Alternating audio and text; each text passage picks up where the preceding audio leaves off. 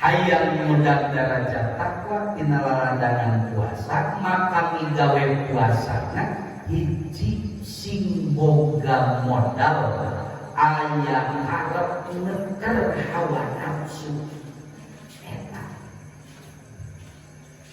Dalam biasa neker hawa nafsu maka insyaallah beuteuh lapar urang moal barang dahar hanaan halap-hap moal arek nenangan sirop tengah poe ereng-erengan aya diomongkeun dicerewedeun bakal kuat nahan.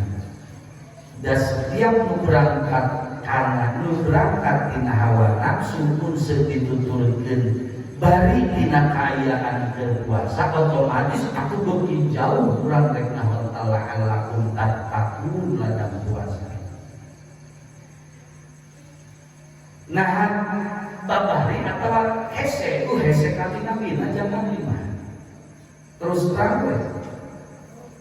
Untuk nyebarkan karena fitrah manusia diberi nafsu. Lamun tukeran nasib jeung malaikat meureun bisa dan malaikat mah diberi nafsu. Bakal nyebut babari jang pangkat kurang jelema nu lodoh nu leuwih loba dorakana lah batan leuwih amalna ukur pedah boga harapan gede dan cek Allah ulah rek menggatkeun diri dina rahmat Allah. Sing gede we harapan mah bakal bisa dibungkus dosa, bakal bisa dihampura ku Allah dina laladangan tobat teuing siga kumaha tobat urang mah. Ngan lamun eueuh saeutik-eutik acan hawa aya ninggalikeun hawa nafsu yakin bakal berat. Keur mah keur fitrah manusia dibere nafsu ku Allah gitu. Kali-kali kurang dituturkeun ari panitah puasa aya tujuan la'allakum tattaqun apan mulai dirinya makan gagal manusia.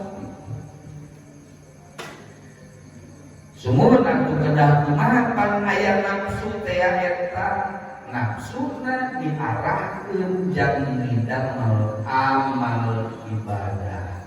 Contoh mun rek ningali kana kasauran Imam Al-Ghazali ku kira-kira ceuk bahasa abdi kieu kan. Lapar urang nahan lapar sarua. Dahareun aya eta teh adu regeng. Arah gentah nafsu eta jadi lahan tafakur.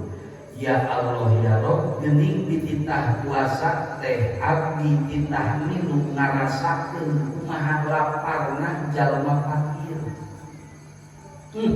Mun abdi ayeuna ngahwakeun ieu dahareun bari abdi hayang mulia teh mungguh anjeun lain mulia jeung manusia da mulia jeung manusia mah babari ayeuna dahareun buakeun asal teu katempo usaha nepikeun ka maghrib disebut jelema puasa keneh.